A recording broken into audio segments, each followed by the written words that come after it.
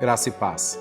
Quero compartilhar uma palavra que Deus colocou no meu coração, que se encontra no livro de Salmos 34, versículo 19. A palavra do Senhor fala assim: muitas são as aflições do justo, mas o Senhor livra de todas. Quando nós olhamos, entendemos como que nós reagimos diante das adversidades. E no livro de Números 13, a palavra de Deus fala, no número de 13 ao 17, a Bíblia fala assim, a palavra, quero compartilhar da parte do Senhor. Enviou, pois, Moisés a espiar uma terra de Canaã e disse-lhe: subi por aqui para um lado do sul, e subi a montanha, e vede que a terra e o povo que nela habita, se é forte ou fraco, se pouco ou muito, e como a terra em que habita, se é boa ou má, mas se há cidades em que eles habitam, se há arraiais ou fortalezas. Também como a terra, se fértil ou estéril, se nela há árvore ou não. Esforça-vos, tomai do fruto da terra. E eram aqueles dias os dias de primícias das uvas. E assim subiram e espiaram a terra, desde o deserto de Zim até a Reob e a entrada de Amate. E subiram para o lado do sul e viram até Hebron. Estava ali Aimá, Sesai e Talmai.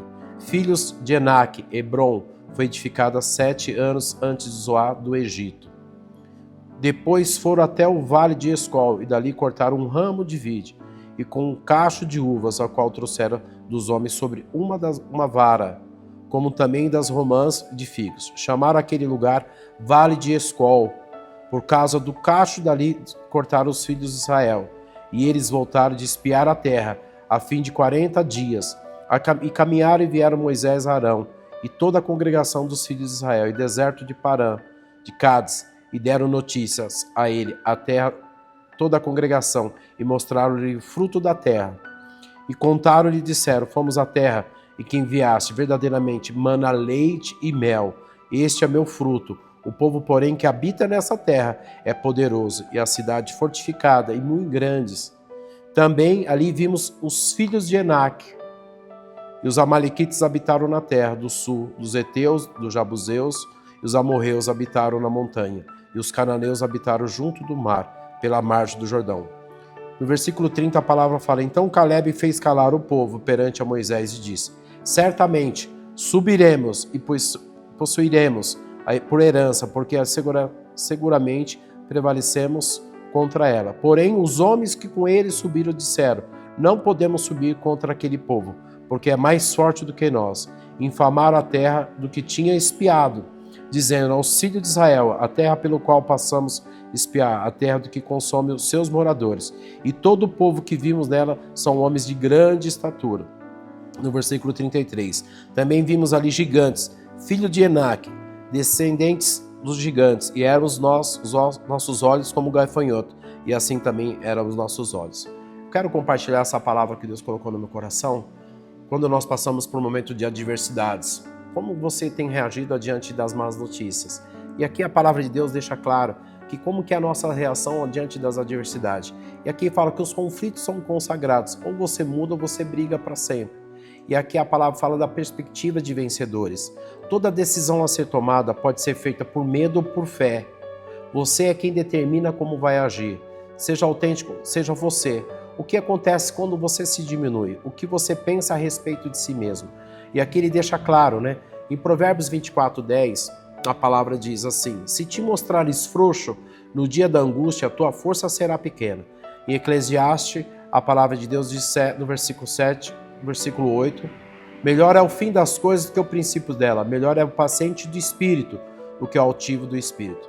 Aqui a palavra de Deus, ela deixa um relato para nós. Os dois espias restantes, Josué e Caleb, viram os gigantes, mas viram Deus e acreditaram que ele era perfeitamente capaz de derrotar os nefilins. Infelizmente, os 10 homens medrosos viram os gigantes e olharam para a sua incapacidade em vez de olhar para Deus. Quando nós passamos por um momento de dificuldade, adversidade, a nossa fé é testada. E nesse momento aqui a palavra de Deus fala o que resultou naquele relatório daqueles homens, né? Nós entendemos que uma palavra deixa clara para nós que foi Josué e Caleb que tomaram a terra como herança. E aqui ele fala: não cometa o erro de só enxergar as próprias fraquezas. Em vez disso, olhe para Jesus, para o poder dele.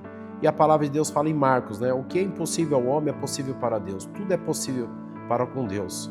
O segundo exemplo, quando pensamos acerca de nós, pode ser poderoso, está em 2 Samuel, do 9, do versículo 1 ao 13. E a palavra de Deus fala que Deus ouviu falar sobre um jovem chamado Mefibosete, que estava vivendo uma pobreza, uma cidade chamada Lodebar, por ser neto de Saul e filho de Jonas. Ele teria o direito de ser sustentado em excelência. Quando Davi localizou o rapaz, se prostrou diante dele com medo e ofereceu para ser servo. A palavra de Deus fala aqui para nós sobre os desafios da vida. E quando nós entendemos que, como a palavra de Deus fala, que maior é o que está em nós do que está no mundo. E os desafios nos vêm para nos fazer você crescer.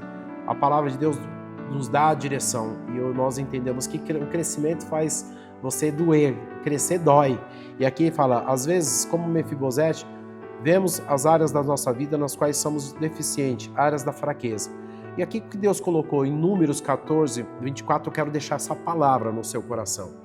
A palavra de Deus fala assim, todavia meu servo Caleb, visto que demonstra ter outro espírito, me segue com confiança e integridade. Eu o farei entrar na terra que foi observar e seus descendentes herdarão. Aqui nós olhamos e entendemos como ele fala sobre as decisões da nossa vida que tem que ser tomada. E o medo nos paralisa. Medo é a ausência de Deus. Então eu quero deixar essa palavra para você como desafio. A palavra de Deus fala que o verdadeiro amor lança fora todo medo, toda acusação. Nenhuma acusação há para quem está em Cristo Jesus, porque a palavra de Deus fala que maior é o que está em nós do que o que está no mundo. Eu quero declarar uma semana, um dia abençoado sobre a tua casa, sobre a tua vida, sobre a vida do teu marido, sobre a vida da tua esposa, dos teus filhos, sobre o teu trabalho, sobre o teu deitar e o teu levantar, e que você possa declarar que maior é o que está em você do que o que está no mundo. E a palavra de Deus deixa claro aqui, como duas exceções, meu servo Caleb, porque ele teve um espírito diferente. Nele, em seguir-me, introduzirei na terra onde ele foi. Os seus descendentes herdarão. Com exceção de Josué e Caleb, você deve, de modo a entrar na terra que eu jurei que habitar. Este espírito diferente era um espírito de fé. A fé não significa olhar para o que é visível, mas crer que Deus é o Todo-Poderoso. Fé significa ser obediente, mesmo quando não podemos ver o resultado. Fé significa ação. A fé dá resultados. Eu quero que você declare aí, a fé dá resultados. Deus quer que nós escolhemos acreditar, escolhemos obedecer. Ele quer que sacrificamos alguma coisa.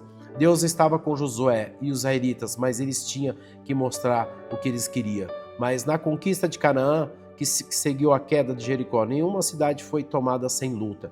Eu quero declarar que, como nós aprendemos, o entendimento, porque a palavra de Deus fala, lança teu pão sobre a terra depois de muitos dias.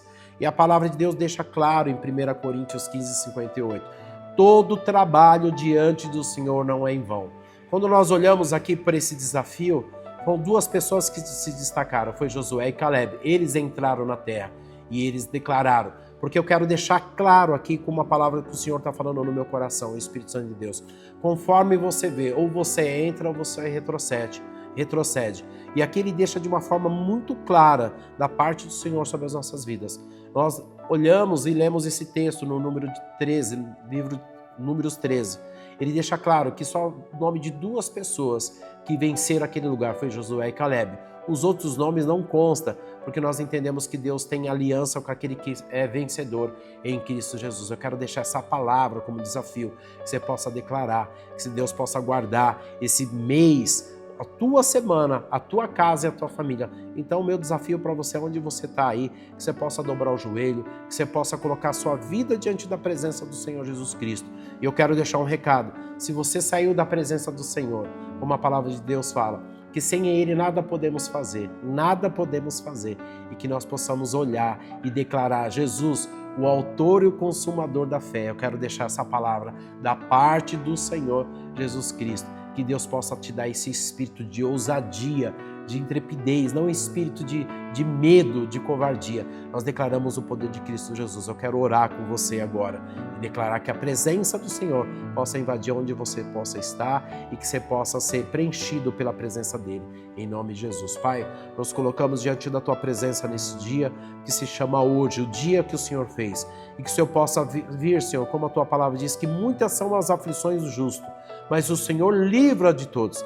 A Tua palavra diz que bem-aventurados que choram, que serão consolados. E nós declaramos o consolo do Senhor, da tua presença. O Espírito Santo de Deus, nós declaramos a salvação, a alegria da salvação na vida dessa pessoa que está ouvindo e que possa nesse dia ter um despertar, possa ter um alinhamento da parte do Senhor sobre a vida dessa pessoa. E nós declaramos, como a tua palavra diz ali no livro de Josué 24:15, eu e a minha casa serviremos ao Senhor. Eu quero deixar essa palavra, que a tua casa é do Senhor, a tua família é do Senhor, e que você possa estar posicionado naquilo que Deus quer te ensinar nessa situação, e que Deus possa mudar toda essa adversidade, e que eu possa nesse dia declarar o poder de Cristo Jesus, que para cada dia de vergonha haverá dupla honra no nome do Senhor Jesus. Amém, queridos? Glória a Deus. Certo?